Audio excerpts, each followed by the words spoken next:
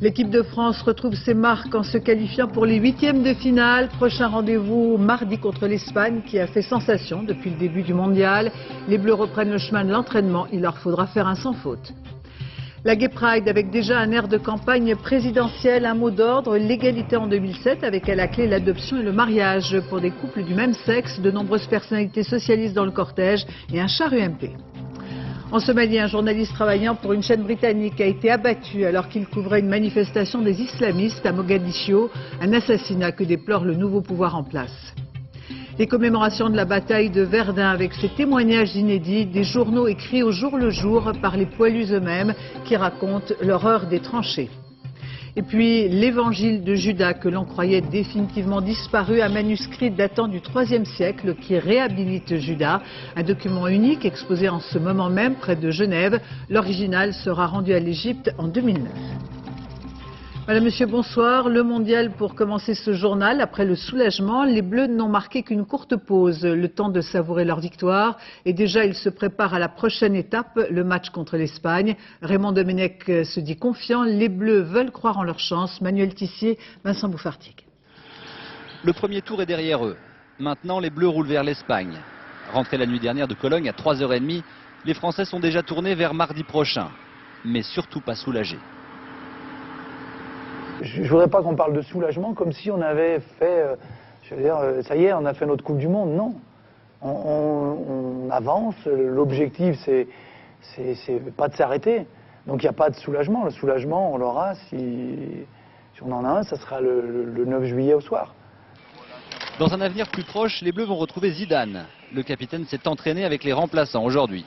Même si la France a gagné sans lui hier, il ne fait aucun doute qu'il retrouvera sa place mardi. Il va aussi retrouver l'Espagne et un match à qui tout double. La Coupe du Monde des tricolores est vraiment lancée. C'est vrai qu'on a senti un vrai impact populaire dans ce match-là. Et que ça peut être un plus pour se dire c'est vraiment la Coupe du Monde. Avant, c'était pour nous la Coupe du Monde. On a l'impression qu'autour de nous, on n'avait pas fait le joint encore avec le public. Là, je pense que c'est fait. La France espère avoir chassé hier les fantômes de 2002. Pour le public et les joueurs, il reste encore du chemin avant de faire souffler l'esprit de 1998.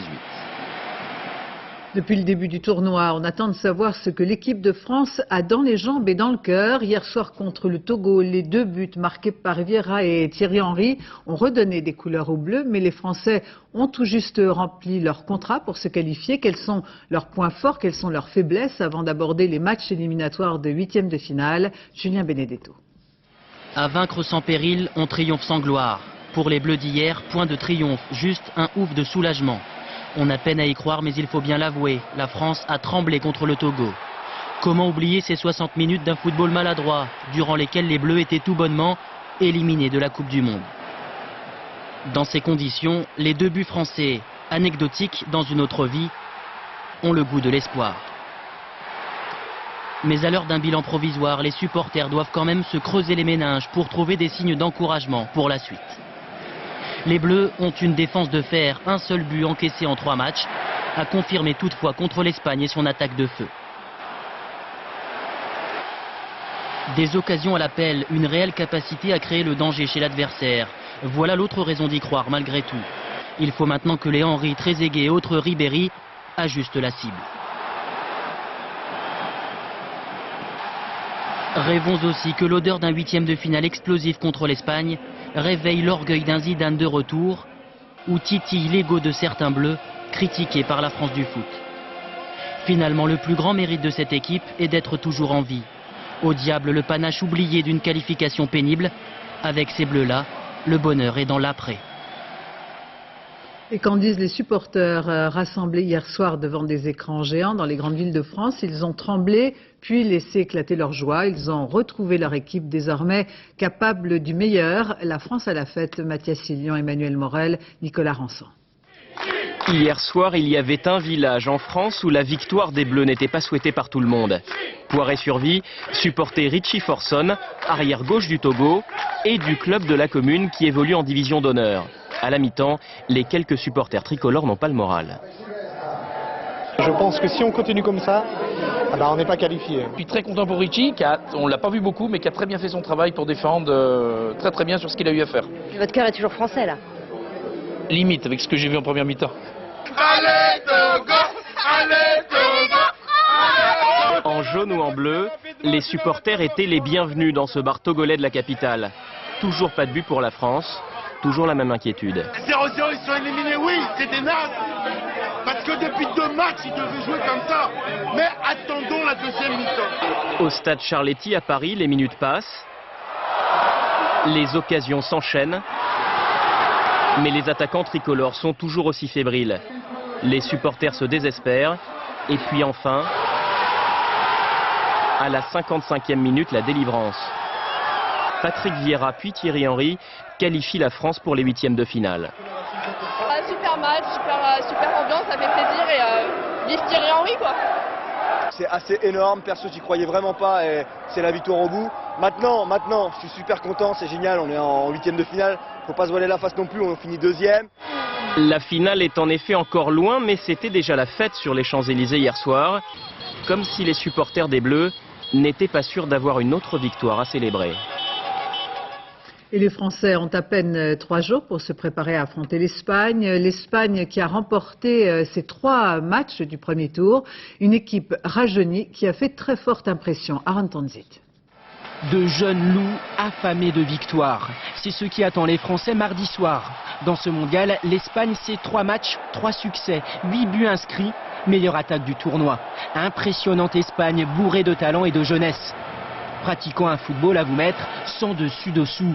Exemple frappant, à la passe, ici Fabregas, 19 ans seulement, pour Fernando Torres, 22 printemps, El Niño, comme on le surnomme à Madrid, Torres, qui rêve maintenant de se frotter à Thuram, cette équipe de gamins n'a peur de rien. On prend les matchs comme ils viennent, les uns après les autres, et pour l'instant ça nous réussit. Ce que je peux vous dire, c'est qu'on est très motivés et très concentrés. Des Espagnols dirigés par un homme de 68 ans qui a parfois dérapé. Il y a 2 ans, ici à l'entraînement, Luis Aragonés avait martelé à son attaquant Reyes, partenaire de Thierry Henry à Arsenal, « Tu es meilleur que ce nègre de merde ». Aujourd'hui, pour Henry, l'affaire est close, pour Domenech également. C'est pas un débat sur le racisme qu'on fait en jouant France-Espagne. C'est un match France-Espagne et 8e de finale de Coupe du Monde. Et nous, on reste dans ce cadre-là. Côté tribune, le cadre de mardi soir devrait ressembler à celui-ci. Un stade largement rouge et jaune. Dans ce mondial, souffle comme un vent chaud venu du sud grâce à ses supporters ibériques, sorte de 12e homme. Mais dans 3 jours, il leur faudra vaincre un signe indien. Dans ce genre de compétition, les Rouges d'Espagne n'ont jamais battu les Bleus de France. L'actualité de ce samedi en France avec d'abord la marche des fiertés, la traditionnelle Gay Pride qui cette année a pris un temps d'avance sur 2007. La campagne présidentielle est déjà ouverte sur un thème de société qui pourrait faire la différence, le mariage et l'adoption pour les couples du même sexe. En tête de cortège, François Hollande et de nombreuses personnalités du PS, Anne-Sophie Chaumier-Lecomte, Jean-Marc Nouknouk. Un défilé haut en couleurs, politique. Au coude à coude avec les habitués de la Gay Pride, François Hollande tente de se faire une place. En 1996, il était venu défendre le Pacs. Je viens 10 ans après, à la veille d'une échéance importante, pour dire que sur la question du mariage, nous l'ouvrirons aux couples, quelle que soit leur orientation sexuelle. L'égalité pour tous. Si la gauche a tranché et sorti ses têtes d'affiche, à l'UMP, on préfère envoyer les jeunes en éclaireur. Pour la première fois, le parti a même financé un char. L'UMP est un parti de liberté. Certains s'expriment contre, et ils ont le droit de le faire, contre le mariage des gays. D'autres s'expriment pour. Nous sommes là et il n'y a aucune schizophrénie. Loin des discours politiques, Valérie et Vanda sont là pour témoigner. Elles sont mamans de 2 enfants et militent pour être enfin, comme elles disent, des citoyennes à part entière. On espère pouvoir se marier, ça fait 20 ans qu'on vit ensemble. Donc voilà, on espère que les politiques vont un petit peu se réveiller parce que la société, elle, nous accepte plutôt bien, mais les politiques sont très en retard. 600 000 personnes dans la rue, 2 fois plus que l'an dernier. Le débat sur le mariage gay et l'homoparentalité sera difficile à occulter d'ici l'élection présidentielle. Les grandes manœuvres autour d'Arcelor, dernier revirement et dernière fractation dans le projet d'alliance. Le géant européen de l'acier pourrait finalement choisir le mariage de raison avec l'Indien Mittal Steel, délaissant les propositions très avancées avec la Russie. Mais rien n'est encore arrêté. Les discussions se poursuivent au siège d'Arcelor au Luxembourg. Peggy Leroy. Le Russe Alexei Mordakov est le premier arrivé au siège d'Arcelor. Mais son groupe, Severstal, pourrait bientôt perdre son rôle dans le feuilleton financier de l'année. Car l'Indien Lakshmi Mittal à gauche et Guy Dolé, président d'Arcelor, ici à droite, se seraient peut-être réconciliés.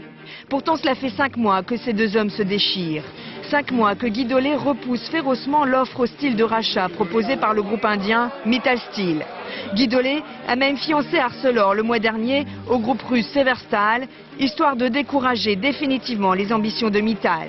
Mais entre-temps, l'action d'Arcelor a doublé et c'était peut-être cela que Guy Dolé cherchait. Les moyens qui ont été utilisés par Guy Dolé, que ce soit parfois des propos malheureux, que ce soit des opérations juridiques pas forcément très adaptées à une clarté pour l'actionnaire, tous ces moyens-là ont en tout cas apporté un résultat qui est très positif aujourd'hui, puisque l'actionnaire se retrouve à la tête d'un titre qui cote aujourd'hui beaucoup plus qu'il ne valait il y a quelques mois. Dans les couloirs d'Arcelor, les négociations se sont accélérées cet après-midi. Guy Dolé a le choix entre deux patrons rivaux. Lakshmi Mittal, qui aurait proposé 2 milliards d'euros supplémentaires pour acheter les actions Arcelor. Si cette offre ne le satisfait pas, Guy Dolé pourra toujours se tourner vers Alexei Mordakov, à moins que Guy Dolé ne se décide pour un mariage à 3. Le conseil d'administration étudiera tous ces scénarios demain. Le feuilleton n'est pas fini. À Marseille, la grève des éboueurs se poursuit. Après 5 jours, les ordures commencent à s'entasser sérieusement dans plusieurs quartiers de la ville, en cause un projet de réorganisation du travail. Quant aux commerçants, ils se disent une nouvelle fois victimes de cette grève ou de cette guerre des poubelles à quelques jours des soldes. L'actualité à l'étranger en Somalie, un journaliste suédois a été tué hier alors qu'il couvrait une manifestation islamiste. À Mogadiscio, ce caméraman qui travaillait pour une chaîne de télévision britannique a été froidement abattu. Un meurtre condamné par les nouveaux maîtres du pouvoir, le président de l'Union des tribunaux islamiques qui promet de retrouver le coupable et qui a présenté ses condoléances à la famille. Laurent Boussier. Voici les dernières photos de Martin Adler, quelques secondes seulement avant qu'il ne soit abattu. Une balle de face en plein cœur à bout portant, le tireur ne lui a laissé aucune chance. Arrivé la semaine dernière en Somalie, le reporter suédois assistait à une manifestation de plusieurs milliers de personnes soutenant les nouveaux maîtres de Mogadiscio, les tribunaux islamiques. Nous ne tolérerons pas ce genre d'exaction. Nous allons capturer ceux qui sont derrière cet assassinat. Ce journaliste était notre invité. Ce qui est arrivé n'est pas un acte islamique. Tchétchénie, Irak, Afghanistan, à 47 ans, Martin Adler était un habitué des terrains difficiles. Son assassinat de sang-froid prouve que malgré un semblant de retour au calme dû au contrôle de la ville par les milices des tribunaux islamiques, Mogadiscio reste une ville où les exactions sont monnaie courante. Depuis le début de la guerre civile en 1993, 12 reporters étrangers ont été tués en Somalie. Le numéro 2 d'Al-Qaïda jure de venger la mort d'Al-Zarqawi, chef du réseau en Irak, tué lors d'un raid américain il y a 15 jours. Al-Zawahiri s'exprimait dans un message vidéo diffusé hier soir sur la chaîne Al Jazeera. Et puis en Arabie Saoudite, les autorités annoncent avoir arrêté en quelques semaines 43 activistes islamiques, dont 4 étrangers, 2 Somaliens, un Éthiopien et un Irakien. Ce coup de filet des forces de sécurité intervient après la mort de 6 suspects présentés comme des membres du réseau Al-Qaïda tués dans un accrochage à Riyad. Les commémorations officielles de la bataille de Verdun cette fin de semaine. Parmi les témoignages qui nous restent de cette guerre sanglante, il y a ces journaux des tranchées écrits par les poilus eux-mêmes entre 2 combats. Un récit au jour le jour qui raconte l'effroi que vivaient ces hommes au fond des tranchées. Un travail de mémoire. Nicolas Lemarinier, Frédéric Faure. Attendre, tuer le temps, faute de tuer l'ennemi. C'est aussi le quotidien des soldats des tranchées pendant la guerre 14-18. Entre 2 combats, ils survivent dans des conditions inhumaines. C'est le séjour dans la tranchée au mois de novembre-décembre avec 20 cm d'eau, debout dans le fond. Il fallait secouer la barbaque pour faire tomber les blocs Il reste que c'est dedans. Et manger reste pas sans nez. Pourtant, les poilus ont encore la force de rire de leur malheur. Fin 1914, de drôles de journaux satiriques apparaissent. Ils sont imprimés gratuitement sur des rotatives proches du front ou simplement recopiés à la main. Un éditeur les a sortis de l'oubli, il a découvert des trésors de guerre. Le caractère commun, je crois, c'est l'humour noir. Ces journaux étaient vraiment pour le poilu une façon de faire ressortir tout ce qui ne pouvait pas faire sortir autrement. Une façon de pratiquer la dérision. Et donc le trait commun, c'est qu'ils se moquent de tout et de tout le monde. Les planqués, le pinard, les copains, les poilus, apprentis journalistes, rigolent de tout. 500 titres différents vont apparaître et disparaître au fil de la guerre. Ils tirent jusqu'à 10 000 exemplaires. Un exemple, le Rigole-Boche. Ce numéro date du 10 février 16. Ensuite, petit traité de poilologie élémentaire, ça c'est une rubrique qui revient souvent sous des formes différentes. Le poilu explique aux gens de l'arrière comment il vit, son argot, pourquoi il a des poux, comment il s'en débarrasse, etc., etc. La mort est présente en filigrane, dans les textes, dans les illustrations. Voilà le fameux « à quoi bon vous creuser la tête, un obus le fera pour vous ».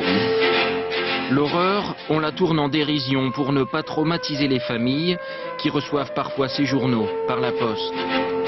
Un siècle après, ces canards disparaissent peu à peu, le papier tombe en miettes avec le temps. C'est un patrimoine unique, une vision presque inconnue de la guerre que des passionnés tentent aujourd'hui de sauver. Dans le reste de l'actualité, à quelques jours des premiers départs des vacances de juillet, ces opérations de contrôle en mer, les brigades nautiques de la gendarmerie sont sur le pont. Avis aux plaisanciers, pour prendre la mer, il faut être en règle et savoir être prudent. Olivier Théron, Olivier Perdom. Mer d'huile, soleil, un temps à plaisancier. La brigade nautique de la gendarmerie a pris la mer. Avant le grand rush des vacances, les contrôles commencent. Vous avez les fusées, vous avez... Ouais. Les gilets. Fusées non périmées, gilets en nombre suffisant, papier en règle. Ce plaisancier vieux loup de mer de la baie sait bien que liberté rime avec responsabilité. Il faut tout avoir sur le bateau et puis bon, être responsable. Et puis bon, pas faire les fous. Cap sur la Fourmigue, un haut fond, point de rendez-vous des clubs de plongée. Les règles de sécurité sont très strictes. Qualification des moniteurs et des plongeurs, trousse de secours, armement du bateau. Les gendarmes vont tout vérifier. Là, je dois avoir 5 palanquets, je crois, de mémoire dans l'eau. Ces contrôles inopinés sont bien perçus par les professionnels. C'est une vérification supplémentaire que le risque est géré au mieux.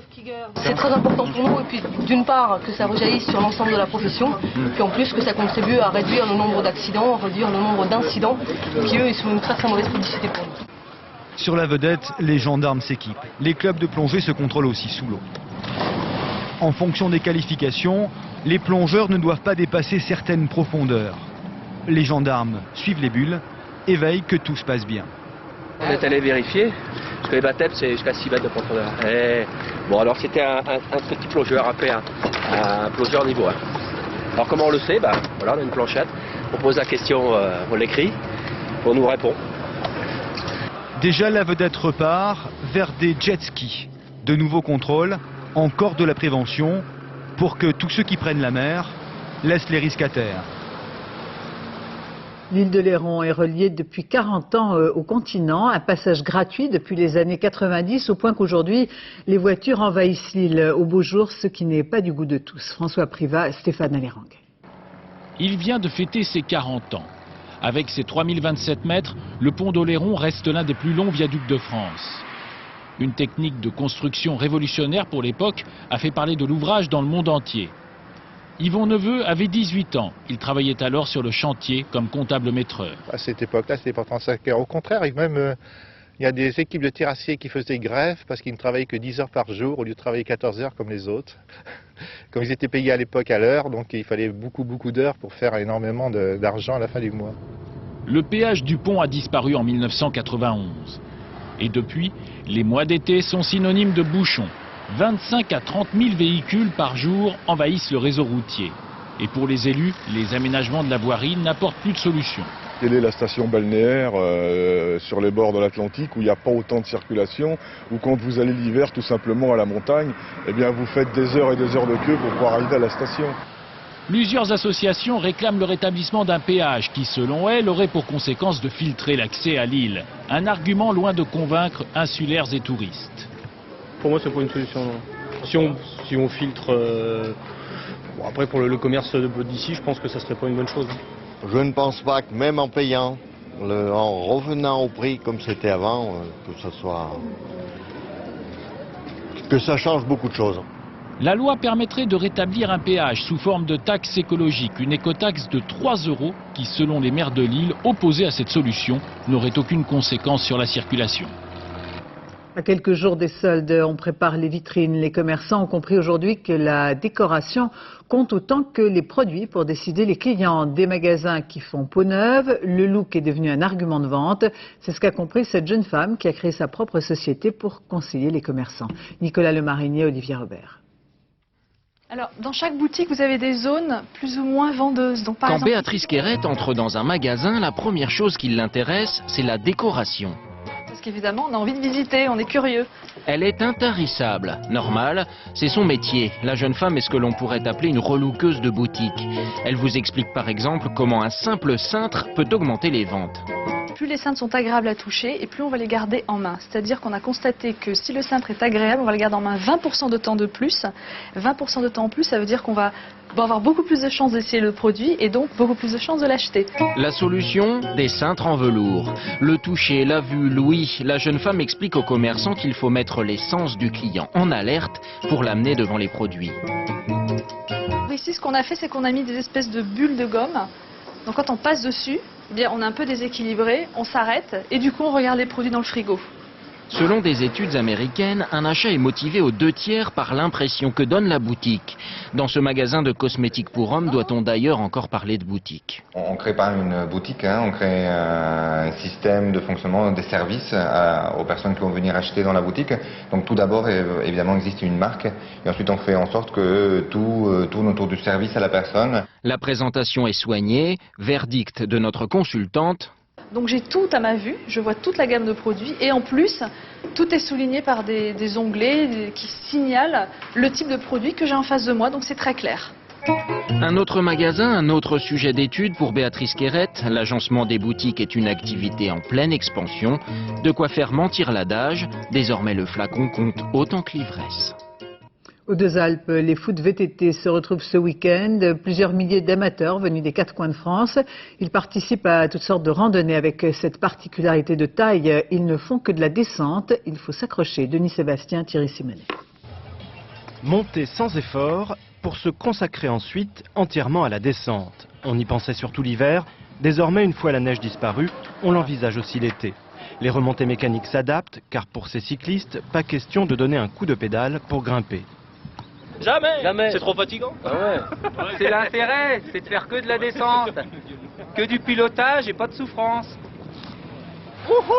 Un plaisir à rapprocher selon ses adeptes du ski ou du surf. Et d'ailleurs, ces publics sont parfois les mêmes. Les VTTistes alpins enchaînent donc les dénivelés comme les pistes en hiver. C'est sentir l'accélération, sentir la vitesse et sans entendre le moteur. S'entendre respirer, entendre les pierres, c'est naturel, c'est ça qui me pousse moi à descendre tout le temps. Et voilà pour une descente par les pratiquants les plus aguerris. On comprend qu'il vaut mieux être bien équipé. Conseil d'un amateur éclairé, Luc Alphand. C'est ce qu'on appelle un gilet de protection, maintenant qui regroupe coude, épaules, un plastron devant et surtout un protège-colonne. Quand tu arrives à l'entrée de la courbe, tu te dis la sortie. Et hop, les yeux y vont, les épaules vont suivre. D'accord. Des moniteurs, comme il en existe pour le ski, des fabricants, des commerces, de plus en plus le VTT fait tourner l'économie des stations l'été. Aux Deux-Alpes, il pourrait bien supplanter un jour le ski d'été menacé par la fonte des glaciers. Peut-être qu'à court ou à moyen terme, le ski d'été va être réduit à sa plus simple expression. Je ne sais pas, on peut donner une dizaine d'années ou peut-être un petit peu plus. Et là, effectivement, le VTT sera largement devant. Une certitude, ici comme ailleurs, les remontées mécaniques ont trouvé un nouveau débouché. Le VTT de descente leur permet désormais de fonctionner une bonne partie de l'été. Retour au mondial avec la qualification de l'Allemagne en quart de finale. À Munich, devant des dizaines de milliers de supporters, l'Allemagne, chez elle, a battu la Suède 2-0. Christophe Duchiron. On aurait dit une soirée déguisée dans une boîte de nuit alors que c'était un stade de foot de la Coupe du Monde. En Bavière, à Munich exactement, ou en 8e de finale, L'Allemagne recevait la Suède dans une ambiance autre que la culotte de cuir et le folklore bavarois. La piste de danse est à peine ouverte depuis 4 minutes que les Allemands en costume blanc et noir marquent le premier but grâce à Podolski, dont le tir est détourné par un défenseur suédois, 1-0.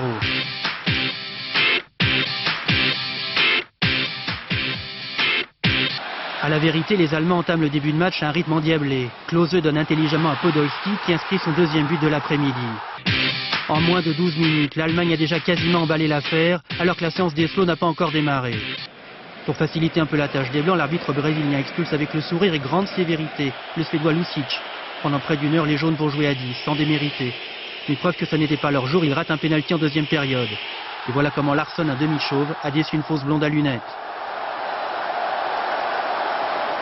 La suite est un peu décousue. Par 2 fois, les Allemands tirent sur les poteaux suédois. Et voilà comment, en une après-midi presque tranquille, les Blancs l'emportent 2-0.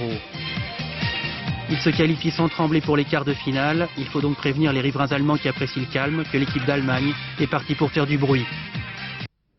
L'équipe d'Allemagne est invaincue depuis le début du mondial. Tout le pays est en noir, rouge et or, jusque dans certaines églises où les supporters se joignent aux fidèles. Reportage de nos correspondants Jérôme Meunier et Marine Vincent.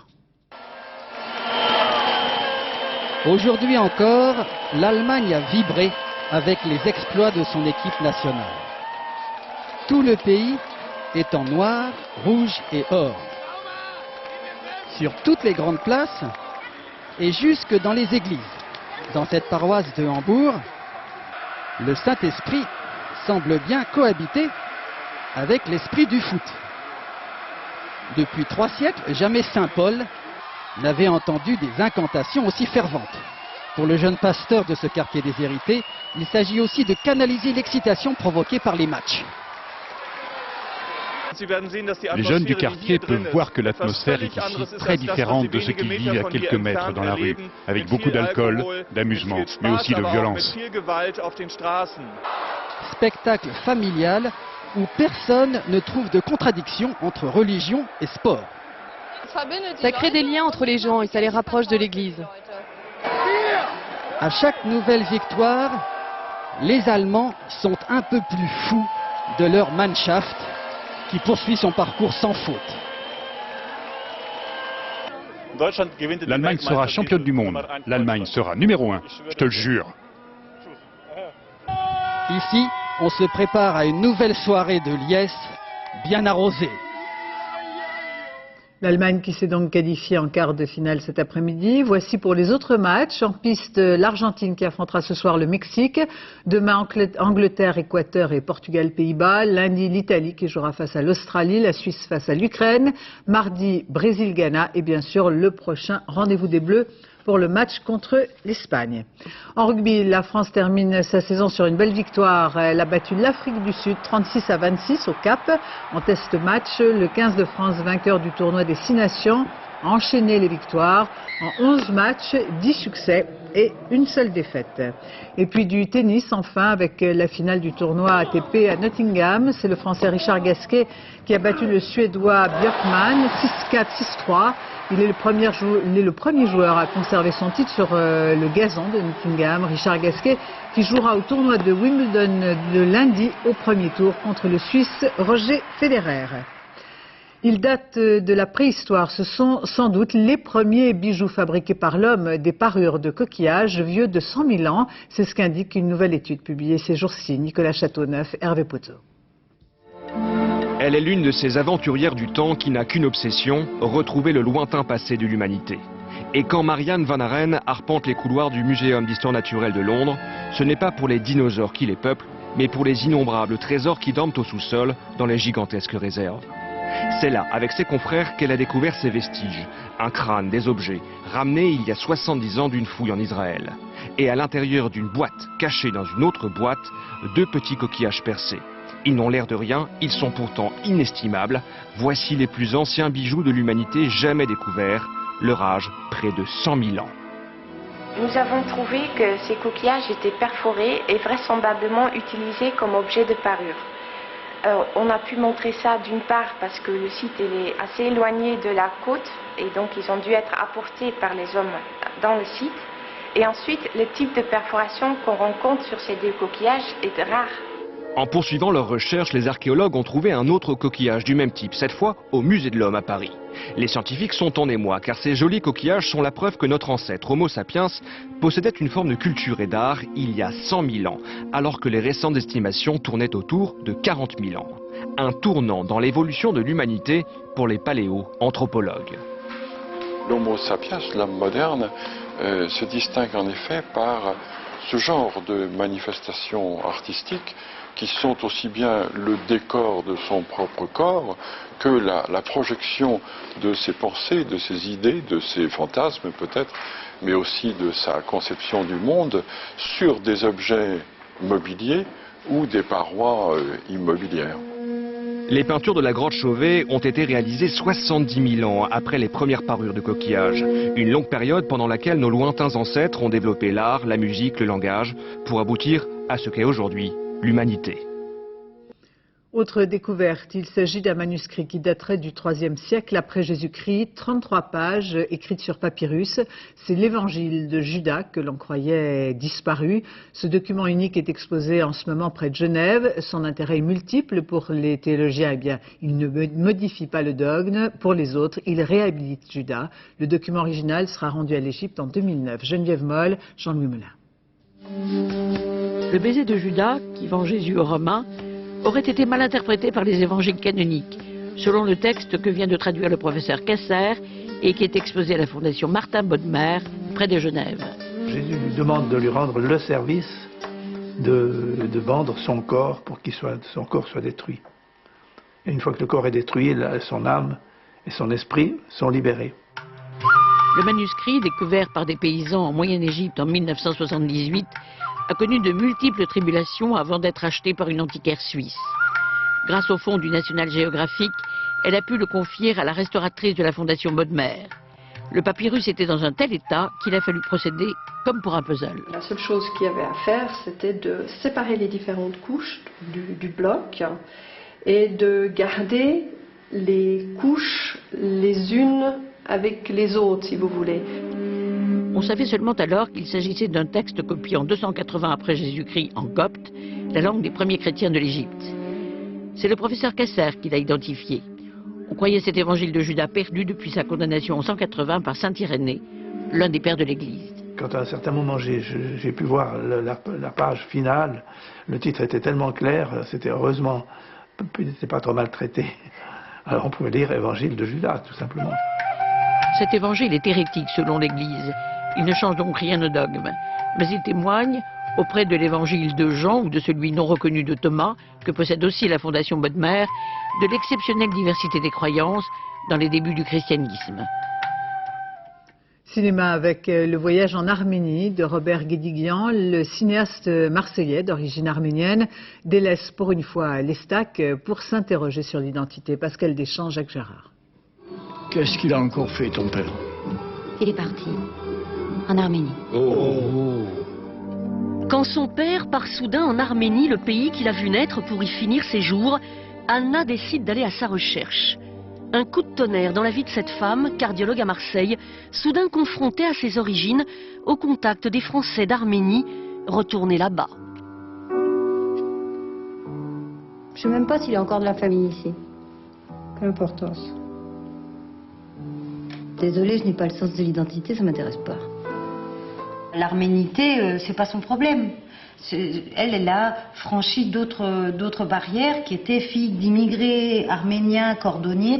Elle est devenue cardiologue, donc elle a fait un travail. Et donc, mais il y a eu intégration totale.